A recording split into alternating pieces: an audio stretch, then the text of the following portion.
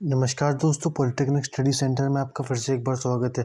तो मैं आपके लिए एक नया वीडियो लेकर आ चुका हूँ। यहाँ पर हम जानेंगे एक नया चैप्टर जिसकी कुछ सारे लोगों को डिमांड आ रही थी, तो मैंने सोचा इसको सिरे से ही नए से पढ़ा दूँ, क्योंकि वेक्टर एंड मोशन काफ़ी इंपॉर्टेंट चैप्टर है।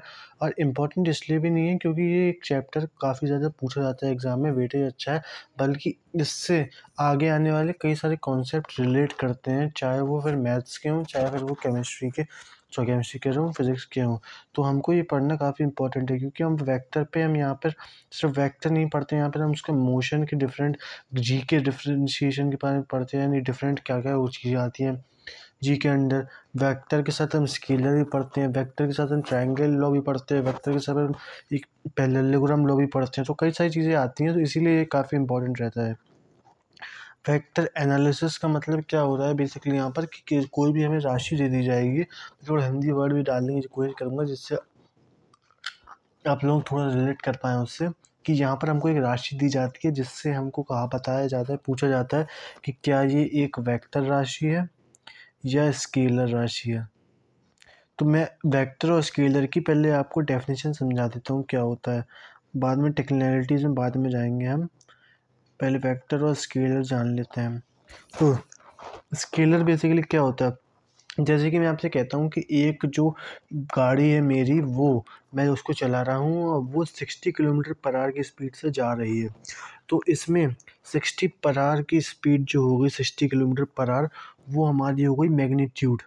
यानी कि इसको आप ऐसे देखिए, इसको आप ये हटाइए 2 मिनट, इसको आप ऐसे देखिए, 60 किलोमीटर पर आवर की स्पीड से मेरी गाड़ी जा रही है। तो ये जो 60 हो गया, ये मैग्नीट्यूड हो गया।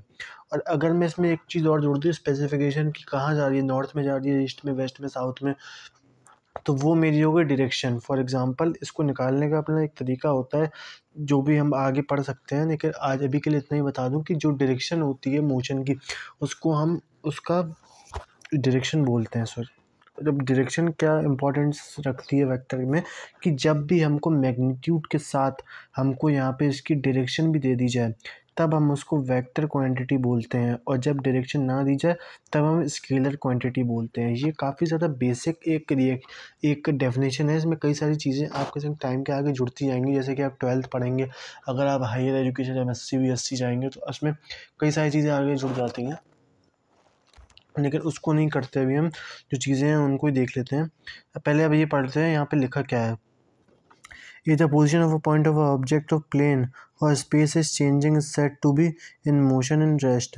यहाँ पे मोशन और रेस्ट की डेफिनेशन समझाइए हमसे, कि जब एक ऑब्जेक्ट की पोजीशन चेंज हो रही है विद रिस्पेक्ट टू टाइम, तो वो एक मोशन में है, अगर नहीं हो रही है तो रेस्ट में है।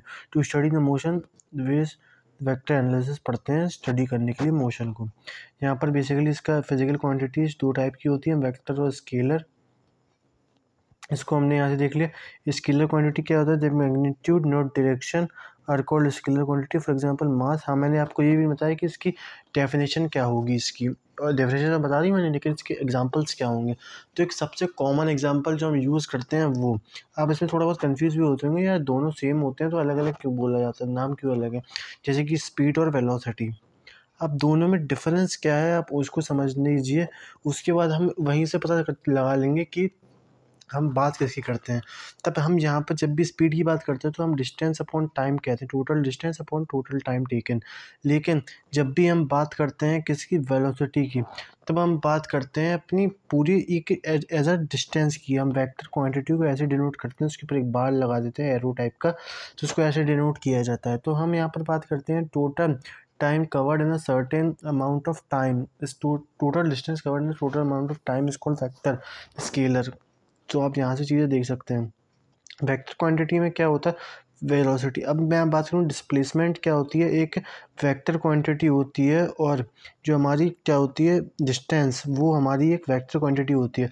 दोनों का मतलब सेम होता है, लेकिन जब हम एप्लीकेशन में जाएंगे तब बेसिक हमें डिफरेंस समझ में आता है। फॉर एग्जांपल, अगर मैं एक सर्कुलर पाथ में चल रहा हूँ, तो अगर मैंने यहाँ से स्टार्ट करा, यहाँ से मैं घूम के दोबारा इतना चल के, मान लीजिए मैंने ये 210 किलोमीटर 210 मीटर मैंने चला, मेरे पसीने छूट गए, लेकिन मैथ क्या बोलती है कि जब हम वहाँ से चले और वहीं पर आ गए तो बेसिकली हमारा वर्क डन, क्योंकि हमको पता है हमने काम कितना किया। काम से फ़र्क नहीं पड़ता जब तक हमारा डिस्प्लेसमेंट नहीं होगा।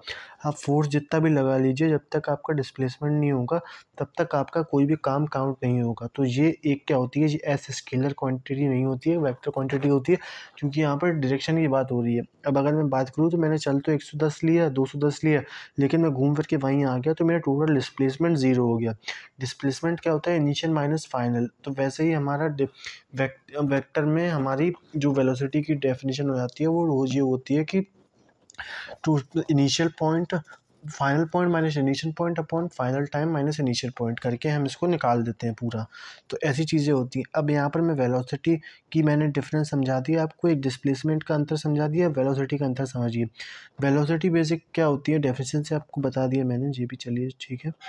इसके बाद हम आ जाते हैं some important definition regarding vectors, और 2-3 चीज़ें और क्लियर कर दूँ। इसको हम ऐसे ही डिनोट करते हैं, और हम वेक्टर के लिए ऐसे करते हैं, स्केलर के लिए हम कोई भी चीज़ यूज़ नहीं करते हैं।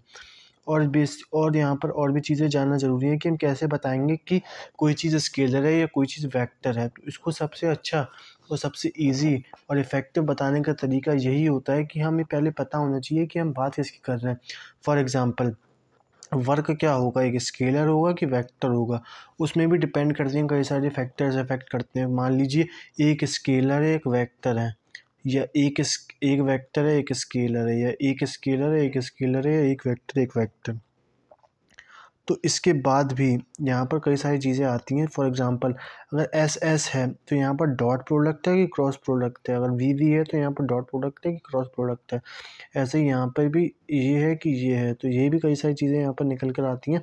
तो उसको हम आगे पढ़ेंगे, तो अभी के लिए आप स्टे ट्यून्ड रहिएगा। अपोजिट और पैरेलल यानी ये सेम डायरेक्शन में। इक्वल वेक्टर्स क्या होते हैं, फॉर एग्ज़ाम्पल अगर एक वेक्टर ए है और दूसरा वेक्टर बी है और दोनों सेम डायरेक्शन में जा रहे हैं, तो कहने का बेसिक मतलब ये हो गया, जब भी वेक्टर सेम डायरेक्शन में जाते हैं तो उनको ऐड करते हैं, जब अपोजिट डायरेक्शन में आते हैं तो उनको सब्ट्रैक्ट करते हैं।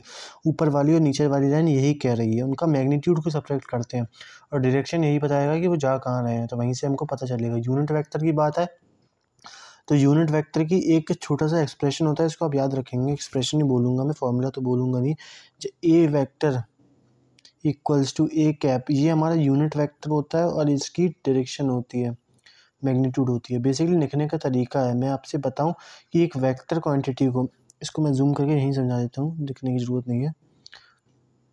तो यहाँ पर बेसिक बात क्या बताई जा रही है हमको कि एक यूनिट वेक्टर है। ये यूनिट वेक्टर क्या है, बेसिकली इसकी यूनिट 1 है, लेकिन ये बता रहा है डायरेक्शन, क्योंकि हमको पता है ये तो मैग्नीट्यूड है, क्योंकि ये बार में लिखा है, अंदर कोई ना कोई संख्या होगी इसकी, और वही हम पॉजिटिव में निकालेंगे। क्योंकि मैग्नीट्यूड जब एक, मान लीजिए हमको एक डिस्टेंस की बता रहा है, मान लो डिस्टेंस का होता है, और यहाँ पे हमको ये डायरेक्शन डिनोट कर रहा है मैग्नीट्यूड, तो ये बार इसलिए लगा है क्योंकि पॉजिटिव हो जाए, रूट हो तो स्क्वायर करके हम उसे ऐड करते हैं और इंटर रूट कर दें। तो इस कई सारे यूज़ हो सकते हैं। ये एक्सप्रेशन आप याद रखेंगे। ये हमारा क्या हो गया, A cap unit vector.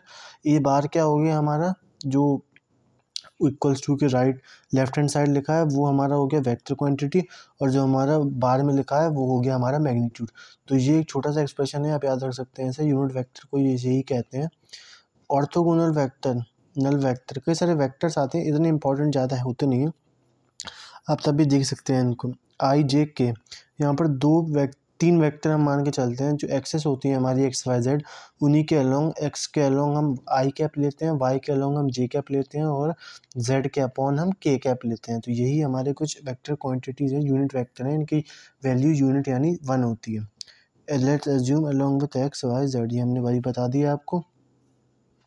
Null vector basically 0 को डिनोट करता है, यानी कि 0 magnitude and its direction is undetermined. जब वेक्टर 0 है तो उसकी डायरेक्शन हमको पता नहीं है। एडिशन ऑफ वेक्टर बात हो रही है यहाँ पर, वेक्टर एडिशन। तो वेक्टर एडिशन का एडिशन लॉ आएगा। पहले वेक्टर एडिशन की यहाँ पर चीज़ क्या लिखी है इसको पढ़ लेते हैं, कि it can be by 2 laws, triangle law and parallelogram law of vector analysis. तो यहाँ से हम बेसिक इसके बारे में बहुत इंपॉर्टेंट चीज़ें जानने वाले हैं, इसको हम अगली वीडियो में देखेंगे। ट्राइंगल लॉ बेसिक क्या कहता है और एक पैरेललोग्राम लॉ क्या कहता है, दोनों का एक्सप्रेशन सेम होता है, तो ये आपके लिए रात भरी खबर है, लेकिन इनका जो डेरिवेशन होता है वो अलग होता है। लेकिन हमसे तो बेसिक एक्सप्रेशन ही पूछेगा अगर पूछेगा तो, इसीलिए आपको इसकी डेरिवेशन याद करने की ज़रूरत नहीं है या समझने की ज़रूरत नहीं है। अगर आप में ज़्यादा ही कुछ है समझने की, पूरा आपको अच्छे से जानना है तो आप भले ही समझ सकते हैं, लेकिन इतना ज़्यादा कुछ इंपॉर्टेंस रखता नहीं है ये चीज़। चलिए मिलते हैं अगली वीडियो में। हमारा कोर्स ऑनलाइन आ चुका है, पेड कोर्स। अगर आपको उसके बारे में जानकारी चाहिए तो आप मेरे को कमेंट डाउन करके पूछ सकते हैं। बाकी मिलते हैं अगली वीडियो में नए टॉपिक के संग। यानी चैप्टर तो यही रहेगा, वेक्टर एंड मोशन। आगे हम पढ़ेंगे एडिशन और सब्ट्रैक्शन लॉ के बारे में। धन्यवाद।